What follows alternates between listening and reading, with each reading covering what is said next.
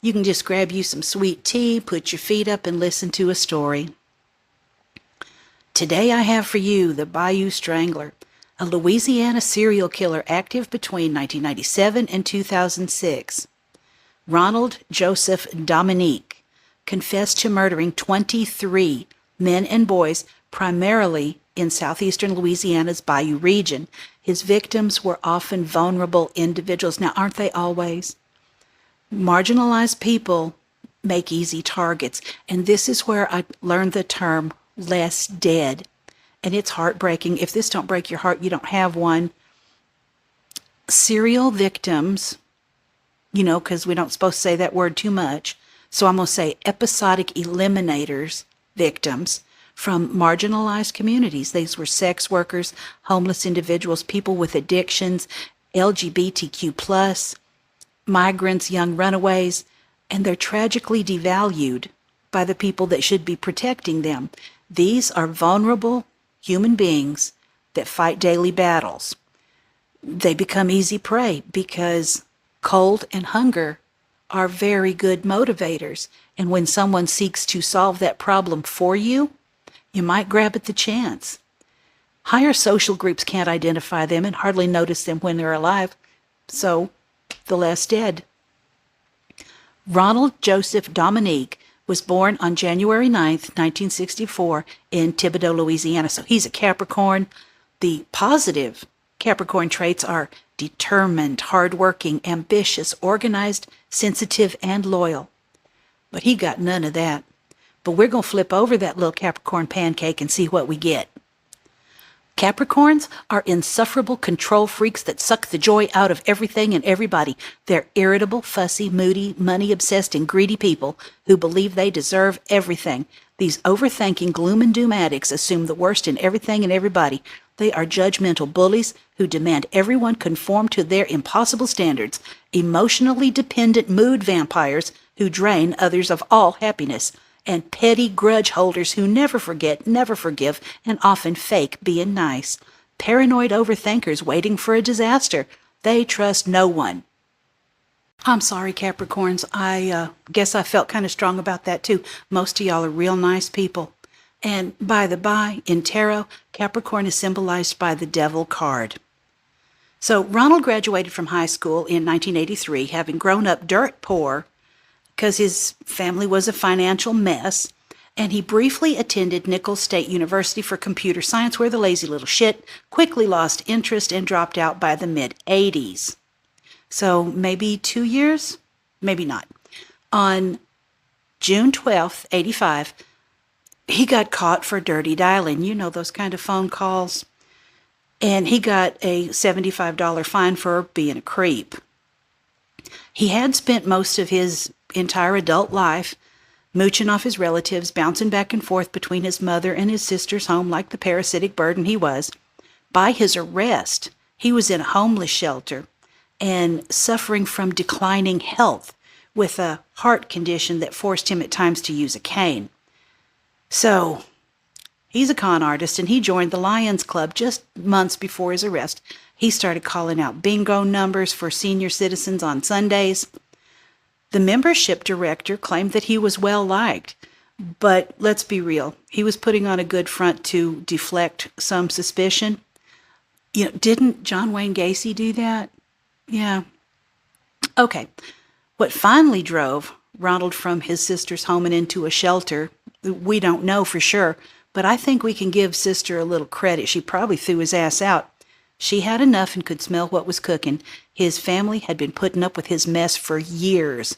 Between his lack of education forcing him into dead-end jobs and his inability to hold steady employment due to disciplinary issues, this professional mooch survived by bleeding his relatives dry. After a drunk driving arrest in May 94, the real bombshell came. It was in August of 96. A partially naked young man jumped out of Ronald Dominique's sister's window, telling neighbors that Ronald had abused him and attempted to kill him. Didn't that happen with Dahmer? Yeah, naked guys jumping out windows. Oy.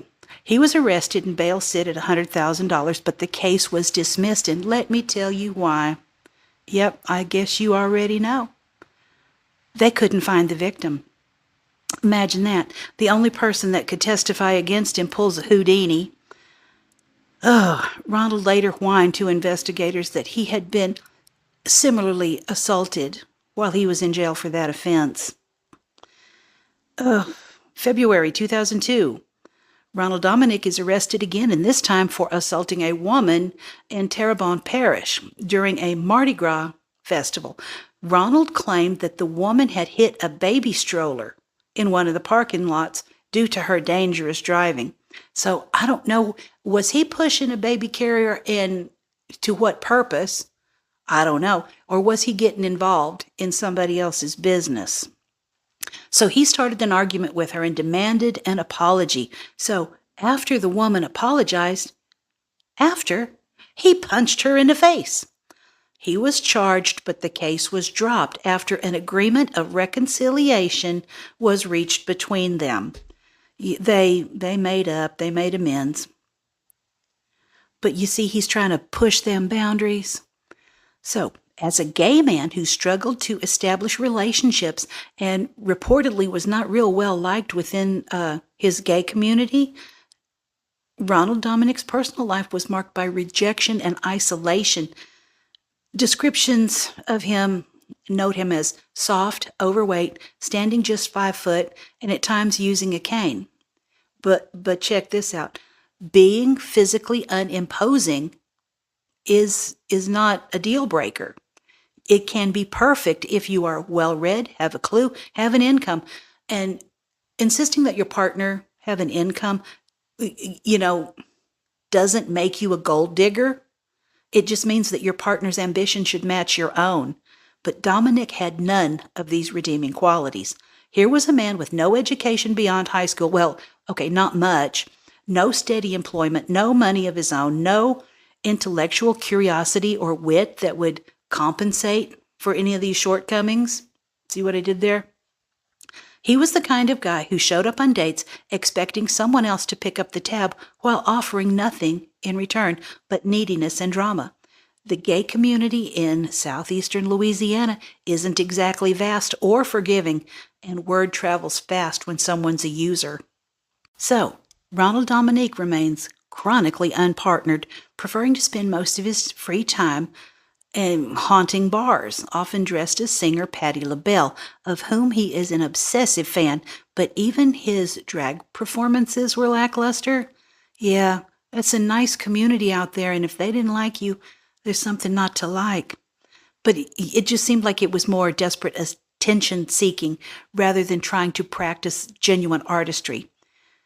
And the local scene saw right through his act. He was not charming, wasn't funny, and certainly wasn't anything to be attracted to in the conventional sense. When you're living off your sister's charity and can't afford your own drinks, it's hard to be the kind of man anyone wants to take home, let alone try to build a life with. His inability to establish any romantic connection wasn't just about appearance or circumstance. It was about his fundamental character flaws, the same manipulative tendencies that would later make him a predator likely showed up in his attempts at dating. Potential partners probably sensed something off because he was desperate. His willingness to lie, his complete lack of self-sufficiency. Dominique was the kind of person who confused neediness with vulnerability and entitlement with confidence. So Ronald Dominique is setting up his pattern. Okay, we've talked about how he preys on the vulnerable for nearly a decade, targeting men and boys aged 16 to 46 across the Bayou region. His victims were predominantly African American, homeless, drug addicted, or involved in sex work, or any combination of all of those. They were chosen for the reasons we talked about before, because they wouldn't be missed, or he would get some time and distance in between the missing person and the time that anyone noticed. So his routine was very methodical. He'd approach a potential victim with promises of drugs, money, housing, sex, food, whatever they needed, and he would lure them into an isolated place or wherever he's staying using some pretty elaborate deceptions. He would convince the victims to be restrained, claiming it was part of a sex game that he would pay extra for. Or some, he showed photographs of a very pretty girl that he claimed was his very shy wife who required bondage for participation. Dominique was not married, no wife, shy or otherwise.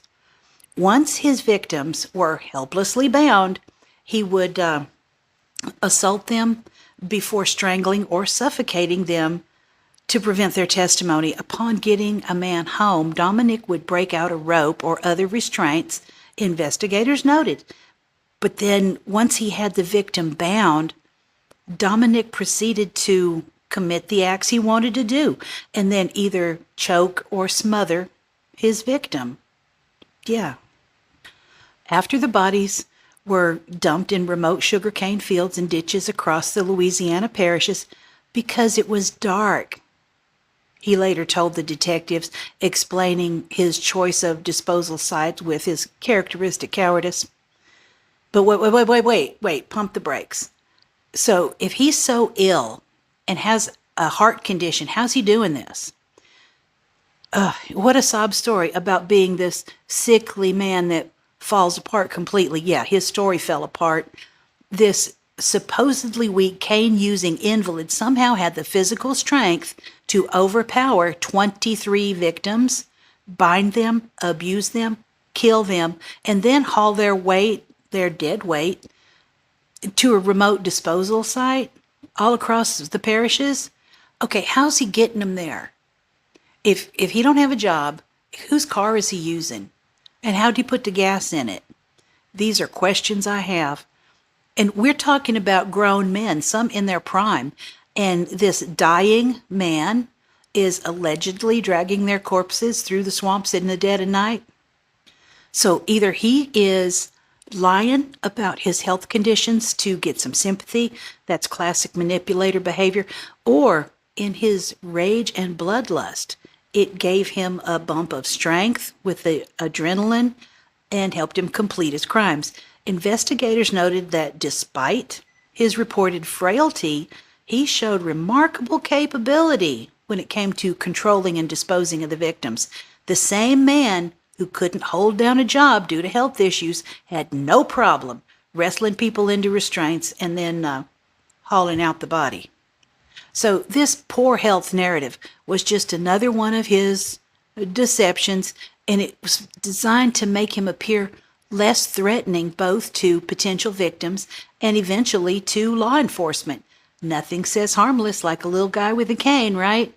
But the evidence speaks louder than his excuses. He wasn't some weak, dying man.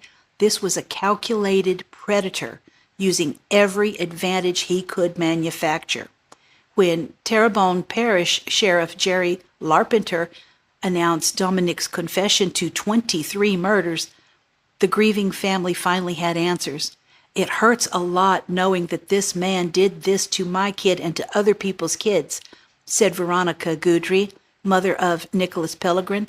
Her daughter, Jody LeBeau, clutched her brother's photograph and declared, "My brother didn't deserve anything. Nothing like this should have happened to him. My brother would do anything for anybody." So, for nearly a decade, Dominique operated with the arrogance of a man who understood exactly how little society cared about his victims. The investigation was a nightmare from the start. Bodies scattered across 7 parishes in remote bayou locations, victims whose disappearances barely registered, and a killer who seemed to vanish like fog. The Louisiana State Police launched a task force with sheriffs from 9 parishes shortly after the 1997 death of Oliver LeBancs, but coordination between the jurisdictions moved at the speed of bureaucracy, and the bodies kept piling up. The FBI eventually joined the hunt, but were chasing shadows across a landscape that's barely passable at the best of times. Sugarcane fields, backwater ditches, full of gators. And these people are less dead, right? So finally they get a break. Yeah, the break that almost wasn't. After nearly 10 years of killing, Ronald Dominique's luck finally cracked in November '06. Ricky Wallace, a Bayou Blue resident, reported that Dominique had lured him into his trailer, or was it his sister's, with promises of drugs and intimate interactions with attractive women. Wallace described being shown photos of the supposed woman and the increasingly uncomfortable situation that followed. When Wallace refused to be restrained and demanded to leave, Dominique surprisingly let him go. A rare moment of restraint on his part that was fatal to his operation. But even then, Wallace's testimony was questioned by police. He was an ex-con living in a homeless shelter, accusing a Lions Club member. It took months before investigators took the report seriously enough to bring Dominique in for questioning. Well, he made a fatal mistake. When police finally questioned him at the station, he made a catastrophic error that ended his killing spree. Confident in his manipulation and his skill, and that he could lie his way out of trouble, these are all skills that had served him well for a decade, Dominique voluntarily provided a DNA sample. This wasn't the act of an innocent man helping the police. It was the arrogance of a predator who believed he was smarter than science. Was he so full of himself that he believed the police couldn't sort him out? And did this high school graduate, barely made it to college, think he was smarter than forensics? Or was he secretly ready to get caught? After living in a decade of fear of discovery? Nah, I think that he thought he was smarter. So here's the man that couldn't hold down a McDonald's job due to disciplinary issues, yet he had somehow convinced himself that he could outwit DNA. The same genius who had to mooch off his family because he was too lazy to maintain steady employment thought he could play chess with a homicide detective and win. Yeah, the ultimate control freak voluntarily handed over the one piece of evidence that would sink his ship. Maybe all those years of success had gone to his head. After all, if you can convince a grown man to be tied up for your shy wife, surely you can convince some backwater cops that you're just a harmless Lions Club volunteer, right? Wrong, you moron. The DNA evidence linked him to at least 2 of the victims. It took him down. Within days, the man who had spent years, probably his life, convincing people that he was a frail, harmless invalid was confessing to 23 murders. Finally, unable to hold up his elaborate lies, and he did face the irrefutable scientific evidence. So much for being a mastermind. Turns out the only thing Dominique was good at was being spectacularly stupid on his own behalf. So, after his arrest in December '06, Dominique confessed to the 23 killings, but not out of remorse, but because he was finally caught red-handed and nowhere left to run. Probably within the first 20 minutes or so, he started confessing, said the investigator. Dominique told them how he'd used a seatbelt and extension cord to strangle the victims. Ronald Dominique's gift of gab and capacity to charm people were instrumental in attracting his victims, according to investigators. What he has stated as motive for escalating from assault to murder was pure cowardice wrapped in self-pity, fear of returning to jail after his '96 events in jail. Oh my gosh. This delicate flower claimed he was negatively impacted and showed symptoms of a mental disorder after his earlier jail stint. Being held accountable for that kind of assault was just so traumatic for the perpetrator, and oh my gosh, my little heart's bleeding for him. What a spectacular load of manipulative bullshit. Dominique wasn't mentally ill. He was a predator who discovered he had a taste for the ultimate power trip. That woe is me, prison is scary thing. Cry me a river, you little shit swizzle. Investigators noted that his sniveling attitude and derived a sick sense of control over his victims once they were bound and helpless. Sheriff Larpenteur perfectly captured this person's twisted psychology. He was a nothing on the street, a nobody. But here he had the power. Once he got the ropes on them, they were his. When asked why he had graduated from that sort of assault to murder, our brilliant scholar had his victim-blaming answer ready. He was afraid of going to jail for the assault, so he killed his victims to keep them quiet. Wasn't that a noble act? Rather than face the consequences of his disgusting actions, our hero chose to silence his victims permanently. 23 men died because of this parasite couldn't handle the thought of orange jumpsuits and cafeteria food. Nobody felt sorry for him, not even a little bit. His Academy Award-winning performance about the trauma and mental disorders impressed no one. He was the predator and they had caught him. And they were exposing the truth of what he really was. He couldn't cover his tracks anymore. He was too much of a coward to face justice. Nothing more, nothing less, and certainly nothing that deserved any sympathy. So let's move on to the trial and sentencing. In a final act of cowardice, Ronald Dominique pled guilty to 8 counts of first-degree murder on September 23, 2008, in exchange for avoiding the death penalty. He couldn't face the consequences that he had earned. The deal spared his worthless piece of shit garbage person the needle, but condemned him to 8 consecutive life sentences, never with the possibility of parole, at Louisiana State Penitentiary in Angola.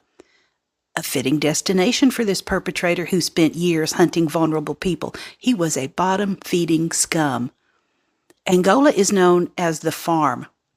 It's one of America's most notorious maximum security prisons, built on a former slave plantation where 6,300 inmates are housed on 18,000 acres of unforgiving Louisiana farmland. Yeah, and kind of makes escape a little bit difficult. The facility has a reputation for violence, where the average inmate dies behind bars in oppressive heat, crushing humidity, and daily brutality that's going to make every moment for him a living nightmare. For Dominique, the supposedly frail man who whined that health problems prevented him from holding down a job, Angola's merciless conditions could finally expose whether his ailments were real or just another manipulative lie. Assistant District Attorney Mark Rhodes captured the family's anguish at sentencing. The lives of 8 young men were taken from these families by the actions of the defendant.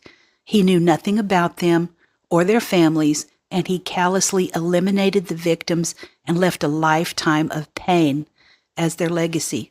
May their memories be a blessing. Relatives of the victims expressed their preference for his living hell over the death penalty. They wanted this monster to rot and suffer for decades in one of the country's most unforgiving hellholes, where the victim's ghost would torment him until his miserable natural death. So, congratulations, Ronald Dominique, for achieving the dubious honor of having his case labeled by the FBI as the most significant serial homicide case in the country over the past 2 decades in terms of both body count and duration. What an achievement for our little feller. who couldn't even hold down a minimum wage job. Various psychological experts love to pontificate about his desire for power and control and theorize about possible childhood trauma because apparently every monster needs a sob story to explain their own choices. And it's predictable, isn't it? We hear it all the time about these bottom feeders. And despite all his theatrical whimpering about being a frail, sickly invalid who needed a cane, investigators somehow believe this dying man was perfectly capable of overpowering and hauling around 23 corpses, because he did. Funny how his mysterious health conditions never seem to interfere with that. Oh, shocking, I know. But I leave you to make your own decisions about his health conditions. And that's me for this week. Sweet dreams. I'll see you next week.